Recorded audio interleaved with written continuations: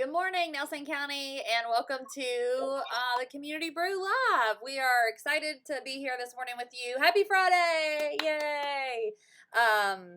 We have a special episode for you today. Chase, you want to introduce it?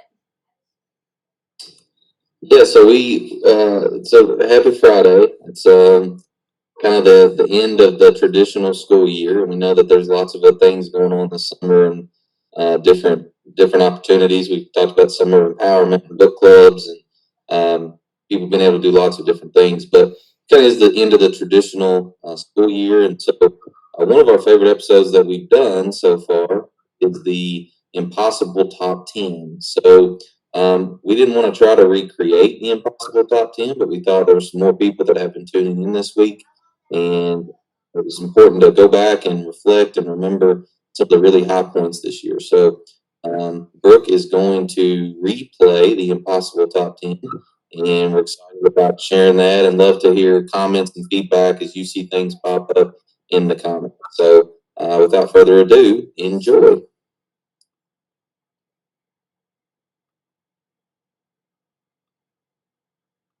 Gotten to see really create an incredible opportunity this year. I know that we have had some student workers within Nelson County before, but this year we really amped up the game.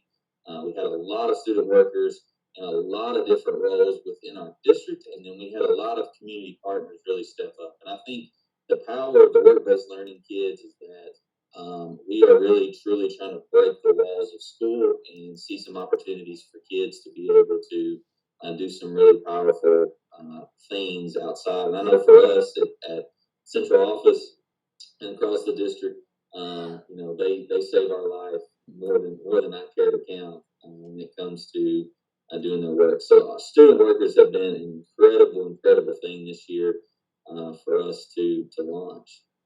Brooke, you got to work with two, right? Caroline and Brett, quite a bit. Yes. Caroline and Brett, special shout out to them, and also, of course, Cody Arnold, who has saved me more times than I can count. And these aren't all of our student workers. These were just a few that we had started to collect headshots of over the course of the year. So definitely huge shout out to our work-based learning kiddos. So if you are watching with us live, we'd love to hear your, memories, shout outs, show some love to our student workers over there in YouTube land.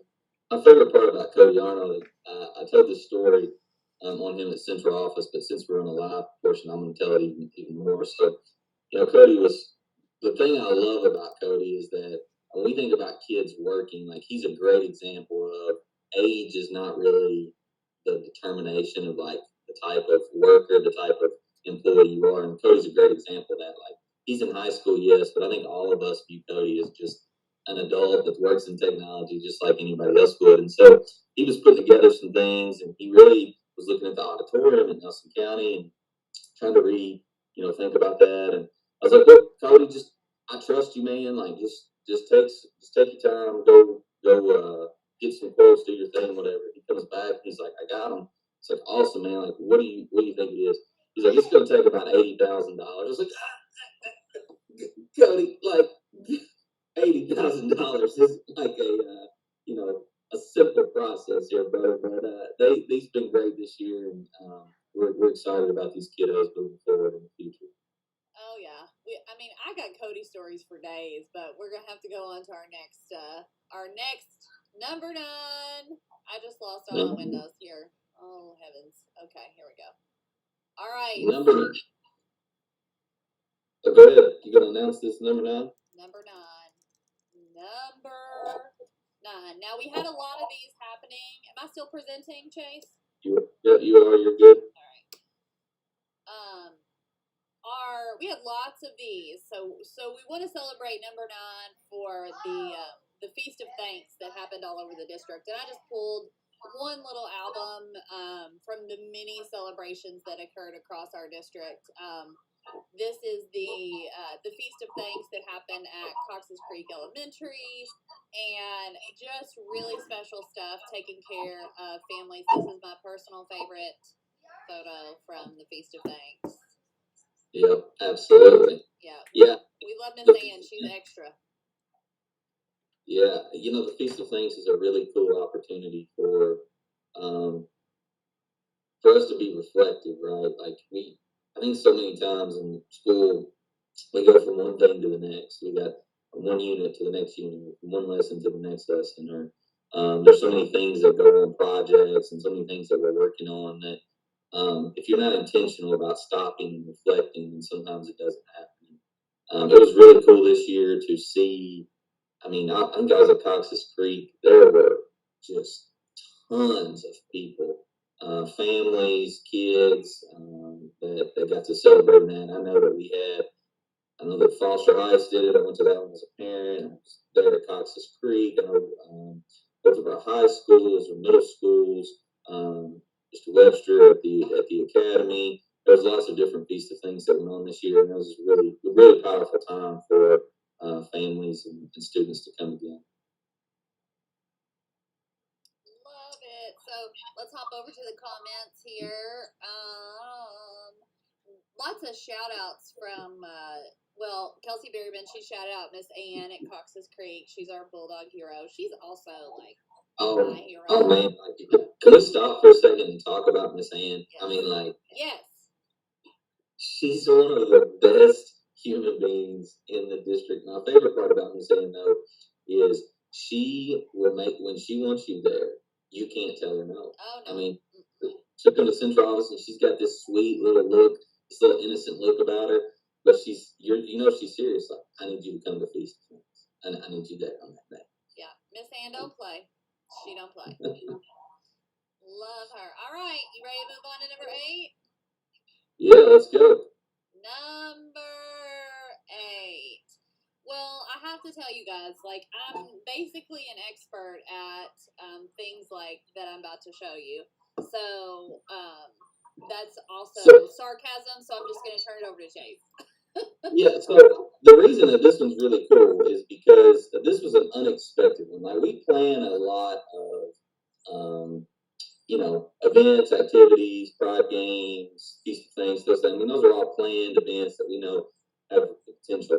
This one wasn't necessarily planned, but I told Brooke, like, we had to include it. So this is the North Nelson Spartans and Southwest Nelson Rams, and they played in the conference championship. And one of the coolest parts about it was that I got to go to that game, and there were a ton of people. Like, when you look out across, one, it affects 4 of our schools: Boston, New Haven, Bloomfield, and OKH Middle School. It was a middle school football game. That's an awesome picture. It was a middle school football game, and there had to be thousands of people. You can see in the stands. I mean, there's all kinds of people. And it was a great celebration of our community, and I was really pumped to be able to be there and watch that. And I think the other cool part about it was when we think about student leadership, and this is something that we've said over and over again, that just participating in athletics doesn't necessarily make it student leadership, right? Like, there has to be something else. And so one of the coolest parts I thought about that game was both of our high school football teams were there. They were cheering on the younger kids. They were on the sidelines. They were mentoring them. They had like a tunnel built, and they went back in at halftime, really celebrating on those kids. And that's really, in my head, where student leadership comes to life, is that it's not just playing football, but it's this community building, it's mentoring the younger kids, it's being a part of something that's bigger than themselves. So this was a really cool experience, and I'm not sure that I hope it happens again, that both of our teams are playing for the championship, but this one wasn't really something that was planned. But like I said, you can see from the stands there, those pictures, there were a ton of people. Yeah, good stuff. Good stuff. So much NC pride. That's what Carla said on the Facebook chat. I love some of those pictures. You can just feel the energy. So definitely shout out to Mariah. She captured that event for us, and just a whole lot of fun.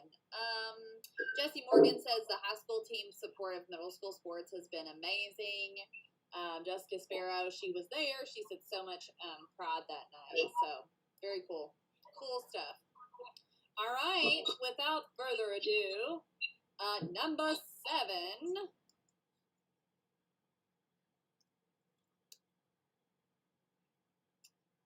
Now again, this is just one tiny little album that we have. But Chase, you want to talk about this one? Yeah, so one of the things I think that, just like work-based learning, I think one of the cool things to have watched this year was the house model and Karen Connects come to life, not just at one or two schools, but really across our district. So I think like it's another one of those things that I feel so blessed to be in a district with people that say yes and people that think about how to continue to push boundaries. So, I know that our elementary schools, we have no idea what that looked like, right? Like I was a high school principal, Bradley was a high school principal, Ms. McCoy was a high school counselor. Like we had seen that from a high school perspective. We had played around at the middle school. Middle school often is like high school, but our elementary principals were like, no, we're doing this. We're going to take the leap. And man, it's just been such a cool experience. My kid who's in first grade got to be a part of Karen Connect. It was such an incredible experience for him. I know the work that's been done at the other schools to bring this either families or houses to life has been a really cool experience for our kids. And yeah, I mean, I think it's one of those things that it has no ceiling really. Like we started it this year. I can't wait to see 3, 4, 5 years from now how those evolve at every school. And I'm grateful that we get to talk about that with our school leadership teams quite often. Like how are they continuing to rethink and reimagine that experience for kids? So the houses in Karen Connect have absolutely been a game changer. I can say personally as a parent and just as an educator, watching that experience unfold has been a really cool thing. Yeah, and I think even still, you probably said this, but I was reading the comments, so I don't know if you actually did or not. Well, here's the thing, Brooke. I just read on a comment that Kathy Walker said, "I agree, Chase." And if Kathy Walker agrees with me, then it doesn't matter. Doesn't matter if I was listening or not. No, doesn't matter. Yeah. Well, I was just gonna say that I've heard a lot from parents too about the Karen Connect specifically in this NTI experience and the importance that it's held, which I think is really cool too, to see that take on a whole new life that we really weren't even expecting to see. So, alrighty. Yeah. I think too, it's been really neat to see the student leadership emerge in that, right? So we've had house stewards at Thomas Nelson, we've had house architects at OKH. I think all of our schools are thinking about what does that mean for next year and how do we get student leaders involved in the conversation. So that's going to be another place that it's going to be fun to see that unfold. Sure. All right, gotta get going. We got what, 6 more? Number 6. How can we forget the Winter Pride game? Da da da. So yeah. Go ahead. You talk about Winter Pride. Well, I was just gonna say, last year was our first sort of dabble into the Winter Pride game, Bardstown Christmas Parade, and it was just really fun to see. Again, it goes back to like NC Pride. Like it's just so stinking fun to see the energy that our schools bring to this, and what a significant impact that our schools made on the overall. I had to go to work with old mom, so. Yeah, I think one of the cool parts too about the Winter Pride games is that it's so rooted in community. Not that the fall or the spring Pride games aren't, but they're very our school community comes together, and those are events that our schools host. But the Winter Pride games is such a community event, which makes it a really cool experience. I think it's also one of the things I appreciate about the Winter Pride games is that it's a natural gathering place, right? Like it's a natural spot, and it's really cool to see some of the creativity of our kids in our schools come to life because those floats, they're not easy, and it's cool to celebrate the creative art side of a lot of our schools. So that's a really cool experience for the Winter Pride games. There's something else I was going to say too, and I can't remember at this point. Oh, I know what I was going to say. I think we have to say when we talk about Winter Pride games, like huge kudos to Carla McKay and the work that she does behind the scenes with kids and others, like helping organize the Bardstown Christmas Parade, helping think about the logistics of that event. I know that she poured a lot of time and effort into it as well. Oh my gosh, like like you just don't even know. And not only that, but I mean, I don't think the fall pride games were even over before Carla and her team of student leaders had already started meeting about the Bardstown Christmas Parade. So, and that was the cool piece this year, was just that we had so many student leaders that were a part of that conversation with Carla and with the entire Bardstown Christmas Parade committee, that put this on. So it's just really fun to be a part of it and watch the student leaders have a voice. And oh my gosh, this is my favorite picture ever. Look at those. Look at those sweet babies from Boston School. I mean, you cannot look at that picture and not smile. Also, just side note on this beautiful picture, I flew a drone in this crowd to take this picture, and it was the most terrifying experience of my life. So that's all I have to say about that. Well, Okay. in your defense, your first drone experience wasn't the best one. Listen, you ain't got to tell everything you know. You ain't got to tell everything you know, Chase. Just saying.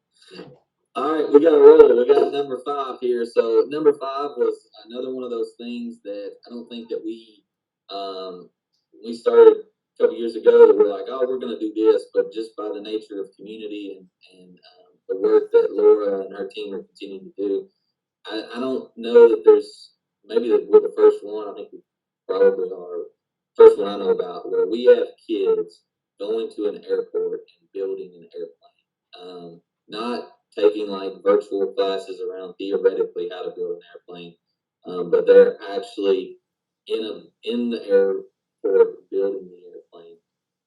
I think that's one of the coolest experiences for kids that I can think of, especially when it's done and we're going to be able to watch the plane take off. If you've not been to the airport and seen it, that's a really cool space that a lot of community members have put together and really invested in, and those kids have done a phenomenal job with that. Mr. Hammond, who's the instructor over there, he's a wonderful asset to the Nelson County Schools community.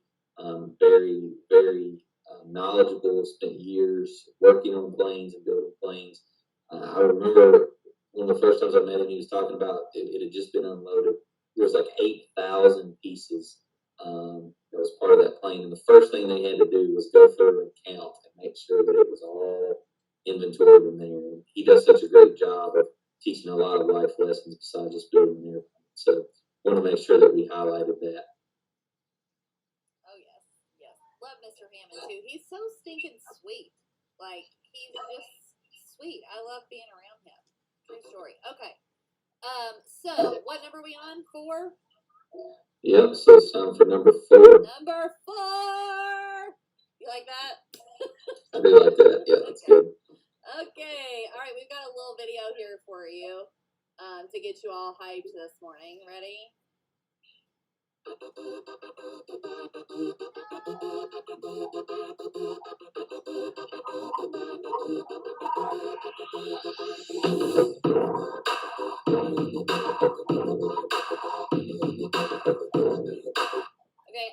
we're not gonna play the whole video of music, even though it totally hypes me up.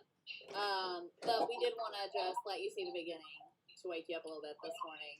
But this was our first ever backpack day at Thomas Nelson in the fall. Oh my goodness.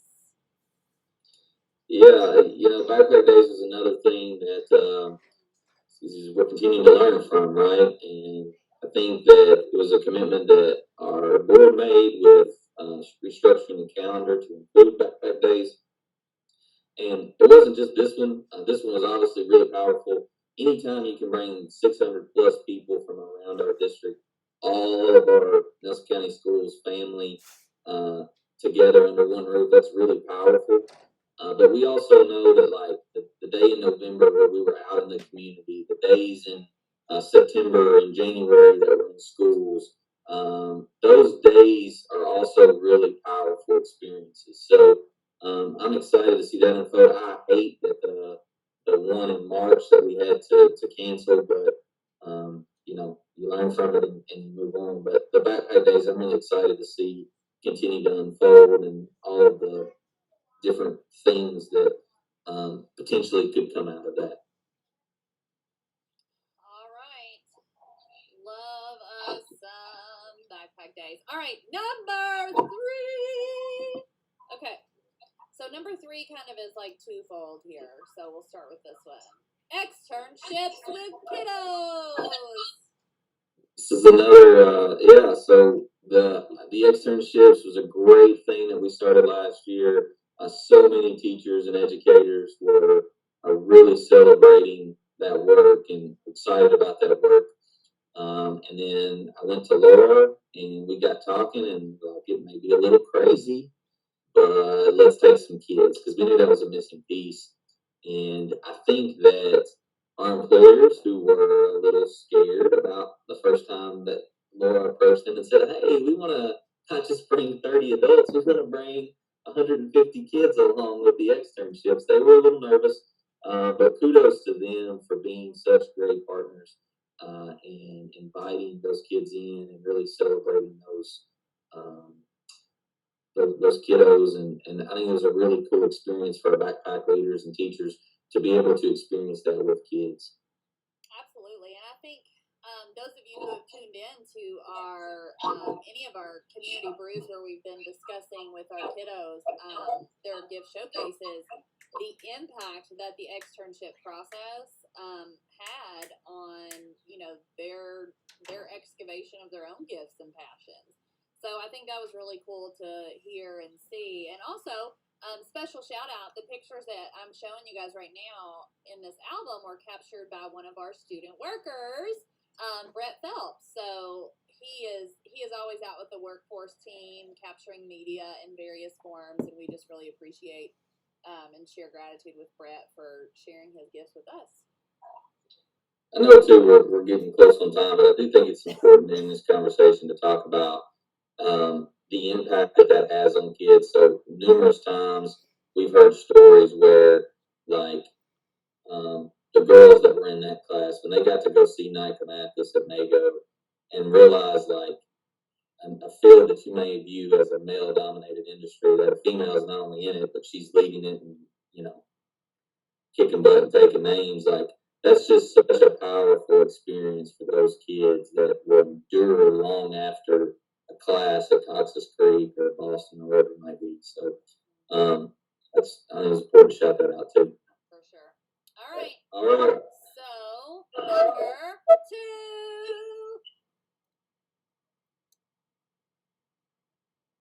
Fall Pride games. Oh my goodness. Like, raise your hand if Fall Pride games was your favorite. Ready? Yay!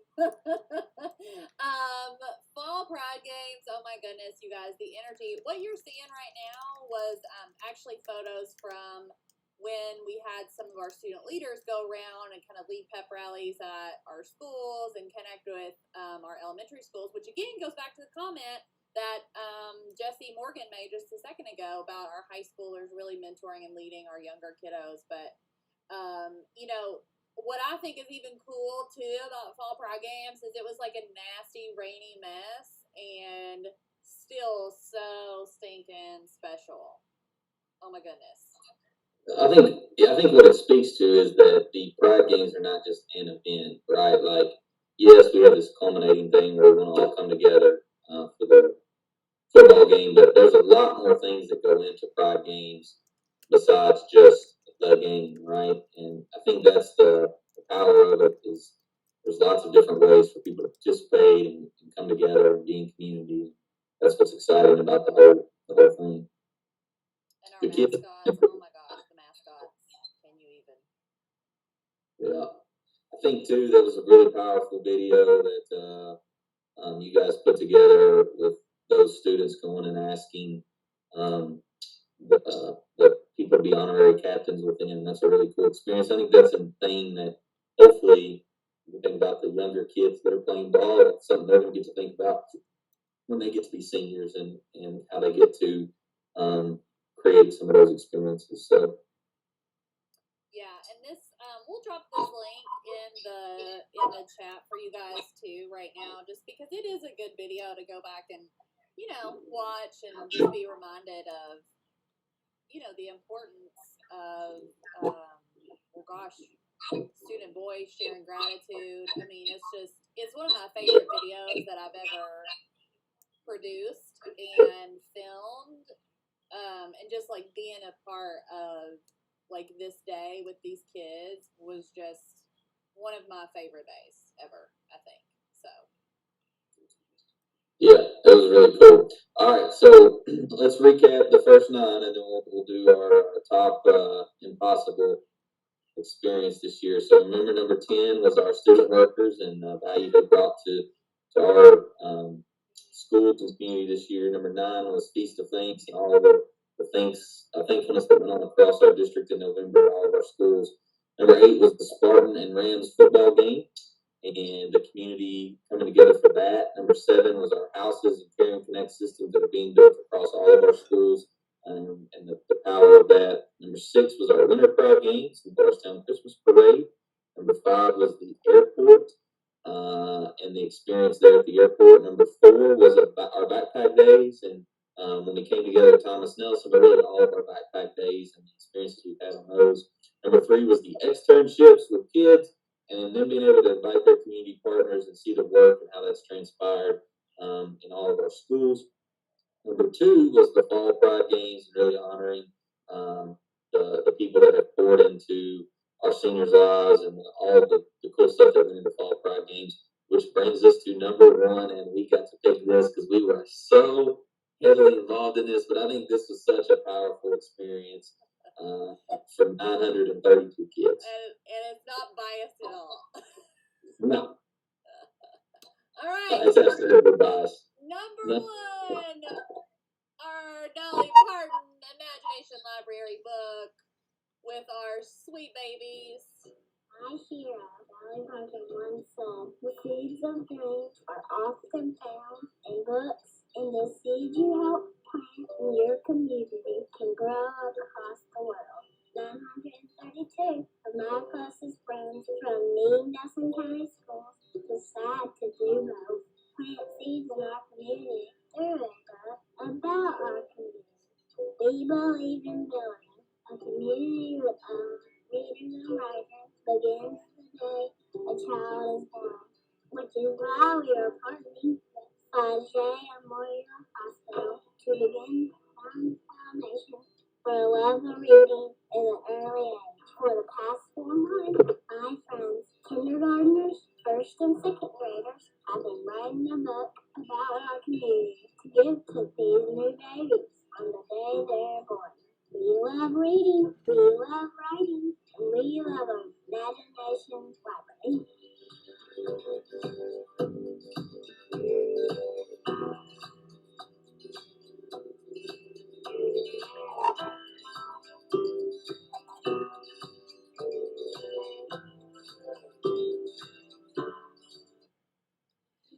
Well, I guess we should say, yeah, that was awesome. So I guess we should, for me, I think one of the reasons this is so powerful is because it brings together like so many priorities, right? So literacy is obviously a huge priority. Imagination library, like being able to connect with families and give books, so powerful. But also like this whole aspect of community building across our schools, really thinking about like what it means to invest with our families, how we connect kids to their local community, because we know that New Haven and Bloomfield and Boston, they're just really cool stories for those kids to know and understand. And so I think the power of it is that not only was the experience cool, but then what's going to happen after that? See Flagey partner with us, and all of those kids that are born at Flagey get this book and be able to know about the Nelson County and Nelson County schools. That's a really cool thing. I know. I said this I think on Friday, but I just love us.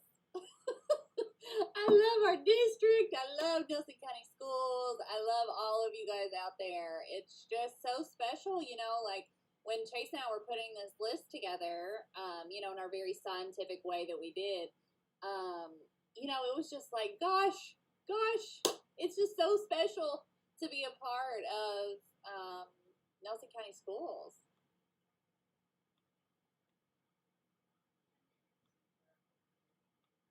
On that note,